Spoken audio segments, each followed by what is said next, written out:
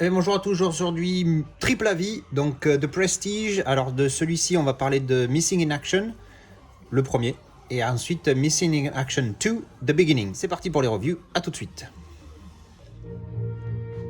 Je viens de terminer le visionnage du premier Chuck Norris de la collection, donc c'est Missing in Action, donc portée disparue en français.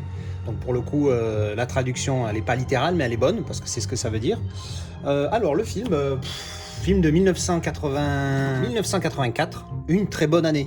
Alors je voulais vérifier sur le flyer mais ça y est pas. Donc j'ai checké sur IMDb. Donc 1984, encore une fois, très très bonne année. Ça parle de prisonniers de guerre de Vietnam américain qui seraient toujours au Vietnam. Et Chuck Norris, après être revenu du Vietnam, après rester en captivité 7 ans, il craque à un moment donné et il décide de retourner là-bas pour essayer de libérer. Alors ça rappelle beaucoup Rambo 2, First Blood Part 2. C'est un peu la même idée, quoi. Il va essayer de sauver les prisonniers enfermés là-bas. Alors, c'est un film qui est bref, hein, il fait 1h37, enfin bref, qui est pas super long, mais c'est un bon film, franchement, il est pas mal, voilà, c'est un bon film des années 80, sympathique. Et ouais, je vais lui donner un bon 6, parce que voilà, c'est pas un grand film, mais c'est un film qui est sympa. Par contre, petite anecdote, j'ai noté un truc que j'ai trouvé très bien dans ce film-là, et qu'il n'y a pas dans les autres films d'action, c'est que souvent dans les autres films d'action, quel qu'il soit, quand un événement va arriver, par exemple vous êtes là en mode recherche d'un ennemi et tout, puis d'un coup il vous saute dessus, il y a une musique qui fait que vous vous y attendiez. Je sais pas si vous voyez ce que je veux dire.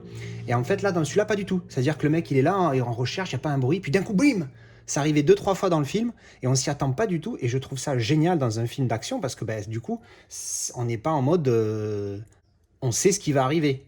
On est en mode, on ne sait pas, on est là, on suit l'action, puis d'un coup, je claque. Et c'est vraiment... L'effet de surprise est là à 100%, alors que dans beaucoup d'autres films, enfin, moi j'ai remarqué ça dans celui-ci, dans beaucoup d'autres films, c'est, voilà, il y a une musique qui construit cette ambiance, et puis jusqu'au moment où, pam. Et là, c'est pas le cas. Donc voilà, j'avais noté ça, j'ai pas noté grand-chose, parce que voilà, encore une fois, c'est pas un film qui marquera l'histoire. Mais voilà, bon film sympa, voilà. Et donc ça, c'était Missing in Action. Au niveau de la qualité, j'ai oublié.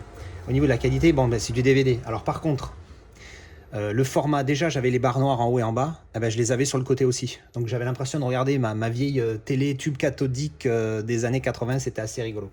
Mais voilà, donc voilà, Chuck Norris, Missing in Action. Voilà, je viens de finir de regarder Missing in Action 2, The Beginning. Alors quand j'ai présenté le déballage de ce DVD, en fait, j'avais dit, mais pourquoi il appelle The Beginning alors que c'est le 2 ? Parce qu'en fait, je suis un abruti. Et ça parle juste de l'histoire d'avant. Puisqu'en fait, le premier parle de lui après 7 ans de capture. Et effectivement, il parle de ça dans le premier, je m'en rappelle. Et donc, du coup, en fait, ça, c'est une préquelle.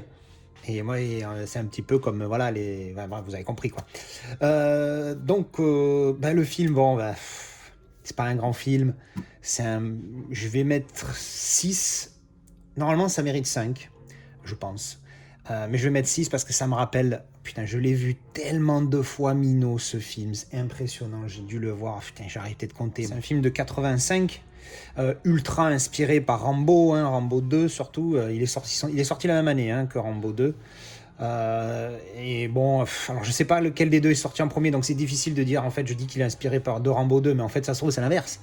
Mais voilà, c'est le mec, il est emprisonné, donc c'est ces fameux 7 ans d'emprisonnement dont on parle dans le premier film, qui sont montrés dans celui-ci. Et voilà, il est dans un camp au Vietnam, et il y a des événements qui se passent, et c'est pour voir s'il arrive à s'échapper ou pas s'échapper. En gros, c'est ce qu'on se dit d'entrée au début du film. Donc voilà, c'est une espèce de Rambo avec un petit peu d'arts martiaux, puisque c'est Chuck Norris. Voilà. Puis n'oubliez pas que Chuck Norris peut ranimer un feu simplement en lui faisant du bouche à bouche. C'est quand même pas rien. Allez, Missing in Action 2, c'est fini. Alors, je viens de finir The Prestige. Alors, comment dire ? J'avais déjà vu ce film il y a un moment, je ne me rappelle plus. Et je me rappelais d'un bon film, mais en fait, je ne savais pas que c'était un Nolan à l'époque quand je l'avais vu. Par contre, là, en le revoyant, je me suis rappelé que c'était un Nolan.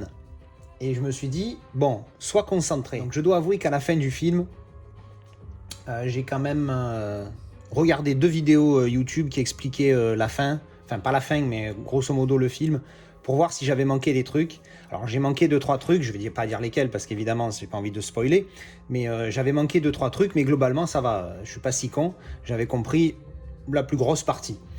Bah écoutez, comme un film de Nolan en fait, il faut se préparer, il faut suivre, il faut pas être fatigué, il faut bien dormir avant et il faut pas perdre une miette de ce qui se passe parce que tout est connecté, tout est lié, c'est vraiment un truc de malade et on s'en rend compte vraiment que au final toutes les connexions, tous les liens entre chaque petite scène, tu t'en rends compte quand tu regardes des vidéos explicatives à la fin, parce qu'après tu te dis ah oui putain c'est vrai qu'il avait dit ça et puis il a fait ça et puis après il y a lui qui a fait ça puis après il y a lui qui a fait ça blablabla. Enfin bref, c'est un truc où tu te manges bien le cerveau, un genre un peu bon. En même temps c'est du Nolan, hein. On a vu avec Tenet comment je me suis mangé le cerveau. J'ai pas fait de review de Tenet mais je me suis bien mangé le crâne avec Tenet. Donc le Prestige, pour ceux qui connaissent pas du tout, c'est quoi? C'est l'histoire de grosso modo c'est au début du siècle, ça commence en 1899 je crois, donc fin du 19e, début du 20e, et c'est l'histoire de deux illusionnistes, deux magiciens comme ils s'appellent, magicians, qui se font un petit peu une guéguerre entre qui fera le meilleur acte, hein, donc entre Hugh Jackman et Christian Bale, et c'est assez chaud quand même parce qu'ils vont loin, hein, sinon il n'y aurait pas d'histoire évidemment. Donc je ne vais pas en dire plus parce qu'après ce serait du spoil, mais l'histoire elle est vraiment bien ficelée et encore une fois il faut suivre, il ne faut pas se perdre parce que sinon on a tout paumé quoi. Bon voilà, ça c'est pour mon avis sur le film. Donc le noter, je vais mettre un 8 parce que c'est quand même... j'avoue que j'étais plus parti pour un 7, mais que quand je vois le travail qu'il y a derrière la réflexion de comment gérer le film. Alors j'ai pas trop envie de spoiler, donc j'ai pas envie de dire des mots clés, mais bon, le travail de réflexion de Nolan derrière mérite largement un point de plus.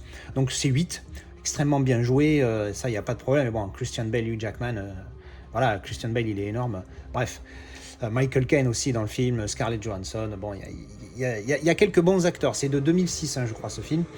Donc vraiment pas mal, je le recommande si vous l'avez jamais vu. Il a 8,5 de moyenne sur IMDb, donc moi je vais mettre 8. 7 parce que j'ai vraiment aimé le film et plus 1 parce que le travail derrière il est juste énorme quoi. La réflexion, faut vraiment avoir un cerveau de psychopathe.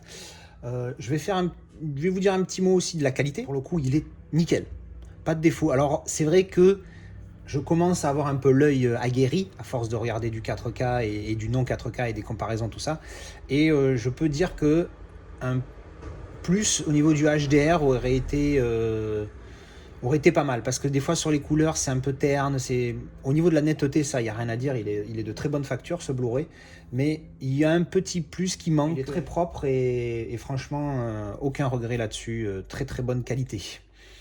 Au niveau du son, bon, encore une fois je suis pas assez équipé, puis c'est pas le genre de film où le son il a vraiment une importance majeure à mon sens.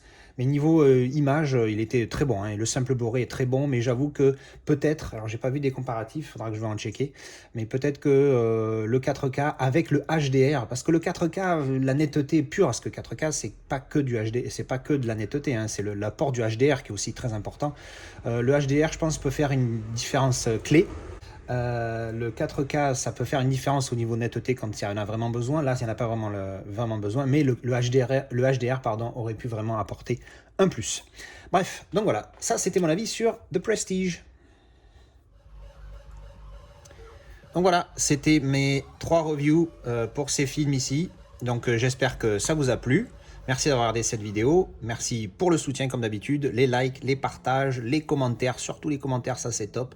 Le lien Telegram aussi, pensez-y si pour ceux qui sont intéressés, et éventuellement comme j'utilise Discord aussi, si vous êtes intéressé par un petit chat sur Discord, je pourrais faire ça également. J'ai vu un youtubeur il n'y a pas longtemps qui en parlait, je me suis dit tiens c'est pas con, Discord c'est peut-être un peu plus populaire que Telegram, enfin bref. Donc voilà, merci d'avoir regardé. Encore une fois, merci pour votre soutien et vos petits commentaires sympathiques, et à la prochaine.